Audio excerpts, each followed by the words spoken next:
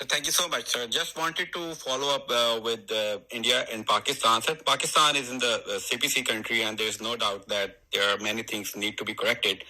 But at the same time, sir, India not even allow the members of U.S. Commission on Religious Freedom to visit India to check the ground situation, but also cancel their visas. And right now committing heinous crimes in Kashmir and also their own citizens against Sikhs and Muslim. And India is not even a CPC country or not even in the watch list. Don't you think it's a double standards or favoritism, or do you think it's a matter of national security? Thank you.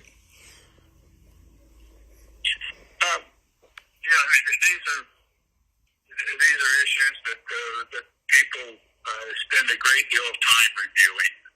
And we review extensively the situation in Pakistan and India. And I've visited both countries in this role. I've visited both countries previously multiple times, but in this role I've been in both countries. And we know the problems that are taking place in our annual report in both Pakistan and India. Pakistan, a lot of their actions are done by the government. In India, some of them are done by the government and the law that was passed, and much of it's communal violence. And, then when that takes place, we try to determine whether or not it's been effective, then police enforcement, judicial action after the communal violence takes place. But Pakistan has half of the world's people that are locked up for apostasy or blasphemy are in Pakistani jails. And we just had a really difficult webinar this morning on forced brides into China. And one of the source places is Pakistan, religious minorities, Christians and Hindu women being marketed as concubines and forced brides into China because there's not effective support, and then there's discrimination against the religious minorities that make them more vulnerable. That doesn't mean that India doesn't have problems. The statute that you've talked about, or that was asked about earlier, is a problem. The violence is a problem. We'll continue to raise those issues up, but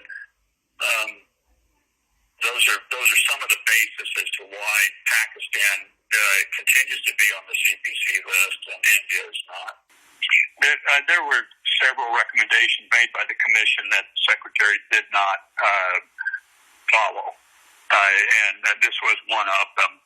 And we watched the situation in India very closely. The Secretary's traveled there multiple times. These issues have been raised in private discussions at the government, high government level, and they will continue to get raised. I can't go into the decision-making process that the Secretary went through. He's well aware of a lot of the communal violence that's happening in India. He's well aware of the statute that has been enacted, and some of the issues associated with the Modi government.